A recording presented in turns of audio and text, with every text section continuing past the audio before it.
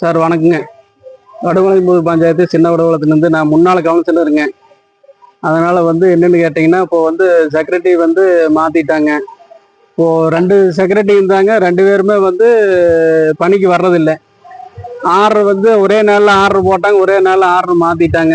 இப்போ இன்சார்ஜ்னால போடணும். மக்கள் பணி ஏற்பட்ட வேலைகள் நிற்கிது. தண்ணி வர்றதில்லை. ஸ்ட்ரீட் லைட்டு அப்படியே மரத்துலேருந்து அவுந்து தொங்குது.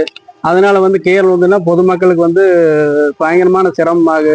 இது உடனடியாக இந்த வீடியோ உடனடியாக ஆர்டர் மாத்துறாங்க, உடனே ஆர்டர் கேன்சல் பண்றாங்க. எதனால இது பண்றாங்க? இதனால என்னன்னு கேட்டீங்கன்னா, மக்கள் பணி எல்லாம் எல்லாமே நிக்குது.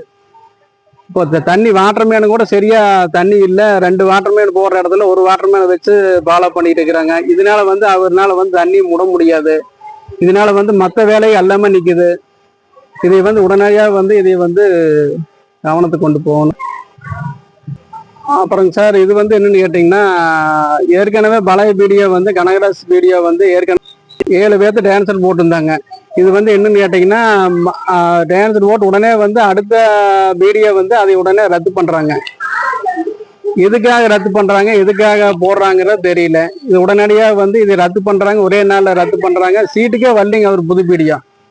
உடனே இது ரத்து பண்றாங்க. யாரோட மக்கள் வேலைகளை நிக்குது. இதனால இப்ப 4 நாளா பாத்தீங்கன்னா, பஞ்சாயத்து ஆபீஸ் ஆரை பாக்குறது எதுவும் தெரியாம பொதுமக்கள் சீரழிஞ்சு போயிட்டு இருக்கிறாங்க. கேன்சரா ரத்து பண்ணிட்டாங்க. மீண்டும் அடுத்த நாள் வேற வீடியோ அதையுமே கேன்சல் ரத்து பண்றாரு. இது எதனால இது வேலை செய்யறாங்க தெரிய மாட்டேங்குது. இதனால பொதுமக்களுக்கு ஏற்பட்ட சிரமம் இருக்குது. ஆரை பஞ்சாயத்து ஆபீஸ் பார்க்கறது எந்த கவனத்துக்கு கொண்டு போறதுன்னு தெரியாம சீரழிஞ்சு போயிட்டு இருக்காங்க. திருப்பூர் மாவட்டம் பல்லடம், வடுகபாளையம் புதூர் மற்றும் கணபதிபாளையம் பஞ்சாயத்து ஊராட்சி செயலர்கள் அலுவலகத்திற்குள் முறையாக வருவதில்லை என்ற குற்றச்சாட்டு எழுந்துள்ளது.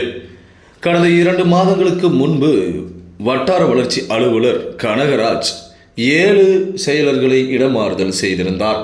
அதனைத் தொடர்ந்து கடந்த வாரம் புதிதாக பிடிஓ வேலுசாமி என்பவர் மாற்றம் செய்யப்பட்ட நிலையில் அவர் பதவியேற்ற அதே நாளில் அந்த 7 பேரின் இடமாறுதலை ரத்து செய்தார்.